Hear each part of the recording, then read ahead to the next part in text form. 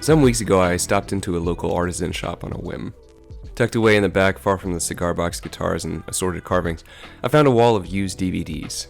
As I ran my fingers across the titles, I remembered something that my father told me back when Netflix was just beginning to shift its business model to streaming. He said that those kinds of streaming services would never take off because people would always have an attachment to the physical. There'd always be a desire for a physical object that a person could hold and call their own, even when considering something like a movie. Needless to say, that prediction aged like milk. Between 2008 and 2019, DVD sales plummeted by a staggering 86%, killed off in part by people choosing to buy digitally, but even more by streaming services. Not only did people not care about owning a physical object, they cared less about owning movies in any sense at all. Looking at that wall of dead tech and dead titles, a single word came to my mind: landfill. Not that all of these movies were trash, there were even quite a few of them that I remembered having been a pretty big fan of, but I realized that I had not thought of most of them in years. They'd simply vanished from my memory. Weren't these all supposedly works of art? Wasn't art supposed to be substantial and sacred?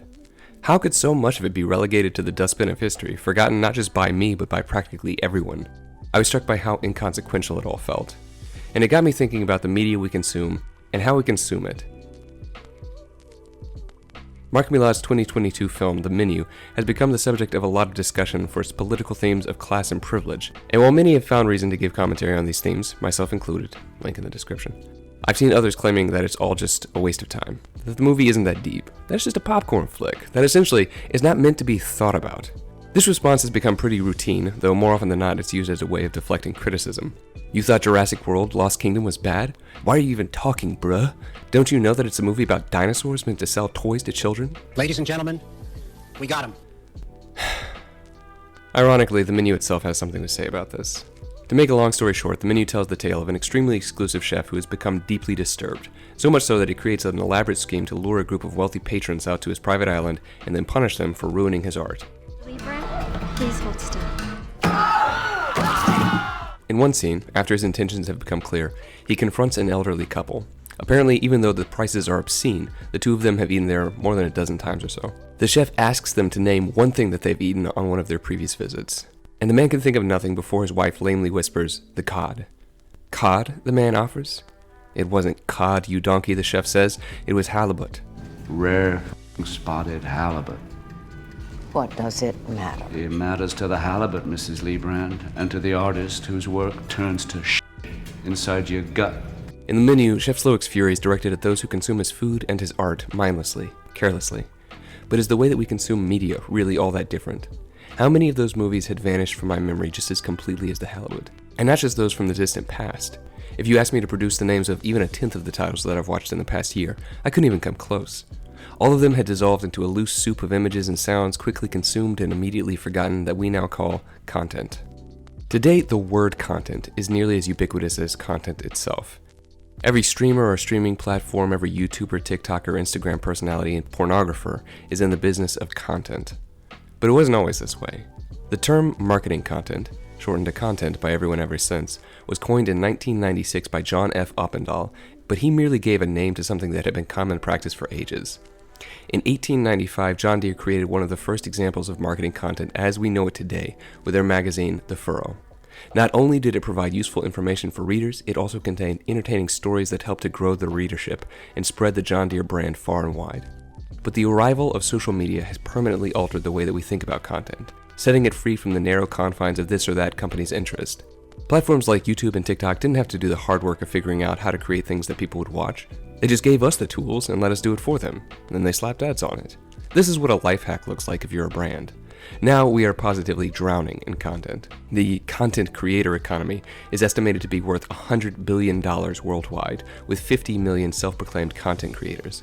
Of those 50, about 2 million are able to make a living off of it, with a majority of views going to an even smaller minority. To put it in perspective, music megastar Taylor Swift comes in around 48th place on YouTube with 28 billion views.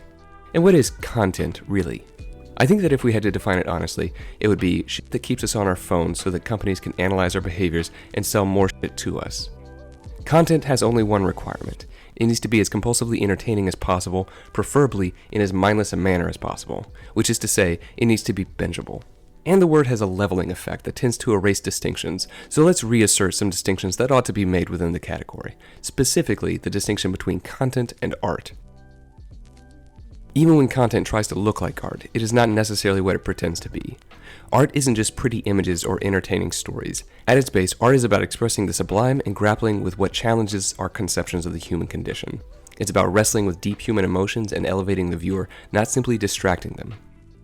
This isn't to say that these categories never overlap, or that entertainment that's simply silly and dumb doesn't have its place, but it's necessary to understand what distinguishes one from the other. On the whole, it seems that the kind of content that we enjoy seems to be getting less artistic and more, well, idiotic. In an effort to capture larger portions of the market, streaming services and movie studios rush to produce as much content as possible, with apparently little concern for its quality. Much of it is so unwatchable that it has spawned another genre of content devoted to mocking it and creating a cultural divide between virgin normies and Chad haters. Though there are notable deviations from this trend, long-form podcasts, info-rich and educational videos, and even on occasion good movies, they seem to be appealing to a minority. The bulk of audience attention appears to be gravitating towards the short, the fast, the dumb, and the loud. These trends are shaped reciprocally with each reacting to the other, so that as more people expect content to be mindless, more mindless content is what will be produced. And if media consumption increasingly requires us to turn our brains off and just have a good time, it is clear that a lot of people would rather stop thinking than stop watching. What is arguably worse might be how this situation trains us to view genuinely artistic works in the same way as any other content, as mere momentary distraction. When you're surrounded by an overabundance of content, it's very easy to begin to think that none of it should demand much of your attention. Don't linger on this thing or that thing too long, you might miss whatever comes next. We are encouraged to enjoy, but only superficially. The idea that any work should arrest our attention, that it should literally cause us to stop and reflect on what we've seen, is foreign to many people. Even when the content of any given piece of content contradicts this type of consumption, the medium itself testifies to the disposability of any given work, and as McLuhan said, the medium is the message.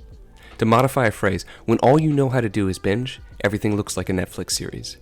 Content isn't there to make you think, only to propel you on to more content. Don't ask questions. Just consume product and then get excited for next products. Interestingly, economist and intellectual John Kenneth Galbraith predicted something like this in his 1958 work, The Affluent Society.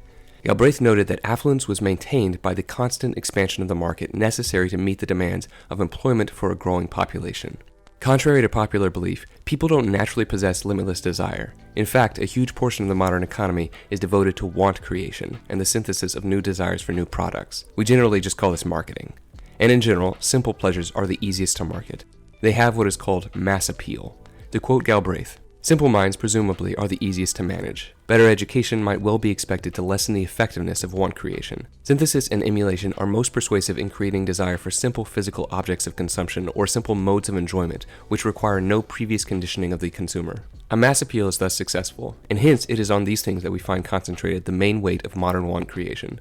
By contrast, more esoteric desires, music and fine arts, literary and scientific interests, can normally be synthesized, if at all, only on the basis of a good deal of prior education.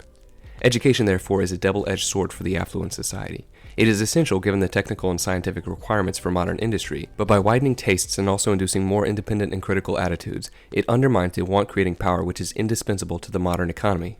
The effect is enhanced as education enables people to see how they are managed in the interest of the mechanism that is assumed to serve them.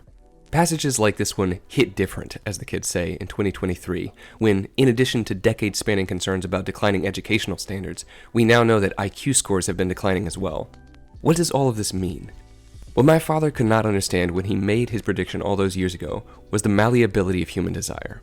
He could not comprehend the type of careless consumption that characterizes so much of our economy today. The menu tells the story of one outraged artist's revenge on the people who remove the magic of his art by taking it for granted. And similar to Slowik's wealthy patrons, our overabundance of content encourages thoughtless consumption. With so much available, it's difficult to care too much about any of it. But I happen to think that we do an equal disservice to ourselves when we accept this steady diet of thoughtless slop entertainment. Just consume product.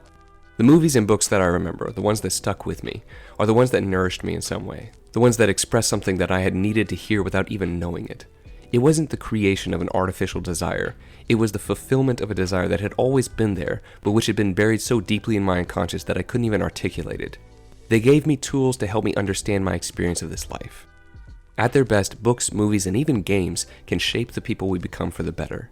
But this requires that we be capable of caring enough to be shaped by them.